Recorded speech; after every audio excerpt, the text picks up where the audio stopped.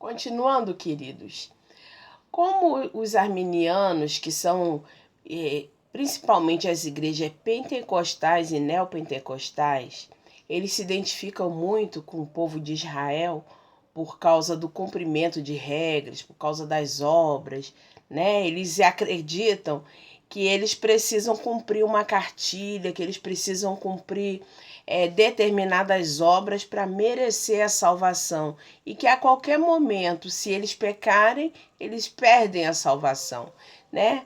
E não é isso que a palavra de Deus diz, porque a salvação nada tem a ver com merecimento. Salvação é por meio da fé nos méritos de Cristo. Os méritos são de Cristo e não nossos. Então, a graça é exatamente isso. Você vive pela fé e não mais pelas obras. As obras, elas foram criadas, né? Foram pensadas por Deus como consequência natural na vida daquele que já está salvo. E não o contrário, não é uma moeda de troca. Você faz boas obras e merece salvação, né? É o contrário, você é salvo para praticar as boas obras, né? É isso que a palavra nos ensina. E então, os arminianos, eles interpretam essa parábola como sendo que o filho primogênito ficou na casa do pai e o segundo filho, o caçula, ele se perdeu, ele se desviou da presença de Deus, ele saiu da casa do pai, ele foi viver a vida e quebrou a cara, né? E aí ele teve que voltar arrependido, sabe? É mais ou menos essa interpretação que eles fazem, né? Como se o segundo filho fosse um desviado, né? Só que a palavra de Deus, ela diz que o templo ele foi destruído e que hoje o templo é Cristo. Quem está em Cristo é templo com ele. É no nosso corpo que o Espírito Santo habita.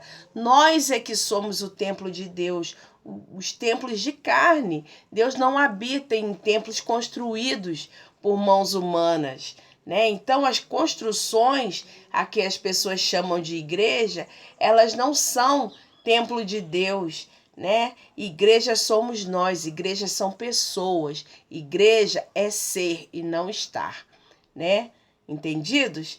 E como não há mérito, né? Nós cremos que uma vez salvos, salvos para sempre, né? Nós não fomos salvos porque nós merecemos ser salvos. Nós fomos salvos porque houve da parte de Deus o desejo de nos salvar. Em Cristo, ele manifestou misericórdia em Cristo para que todo aquele que nele cresce não perecesse mais, né? E aí, a verdadeira interpretação da parábola é a seguinte: Jesus estava ali falando para os da lei e para os da graça.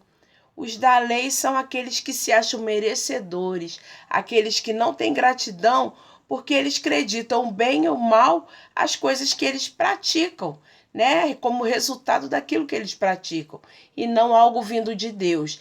Já os da graça são eternamente gratos porque receberam um favor imerecido, né? E o que Jesus está dizendo é que não há merecimento em nós, que nós somos salvos por meio da fé e por causa dos seus méritos, né? Lei e graça, é isso que a parábola significa. O filho primogênito são os judeus e o filho caçula são os gentios que herdaram a salvação não por mérito, mas por causa da graça de Deus. Um bom dia para você.